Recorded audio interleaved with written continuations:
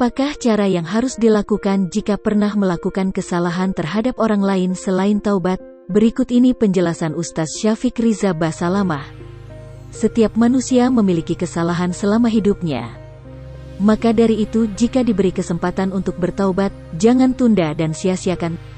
Termasuk pula tidak ada yang memperbolehkan untuk mengambil hak orang lain. Hal itu sama saja dengan merampas dan merebut milik orang lain. Sehingga perbuatan tersebut sangat dilarang dan diganjar dosa bagi siapa saja yang melakukannya.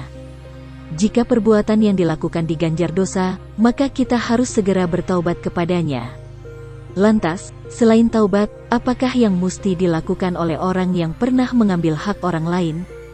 Berikut ini penjelasan Ustaz Syafiq Riza Basalamah yang dibagikan melalui kanal YouTube Syafiq Riza Basalamah.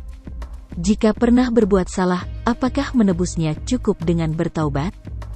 Dalam hal ini, Ustaz Syafiq Riza Basalamah menyampaikan syarat taubat yang berkaitan dengan Allah Subhanahu wa Ta'ala. Di antaranya yakni menyesali perbuatan, meninggalkan, dan bertekad untuk tidak mengulangi. Sementara jika berkaitan dengan makhluk Allah SWT seperti pernah mengambil hak orang lain, gibah dan mencaci orang lain, maka harus meminta maaf. Maka kita harus minta maaf kepada orang tersebut. Jika hak itu kita ambil, maka balikan pada orang tersebut, kata Ustaz Syafiq Riza Basalamah.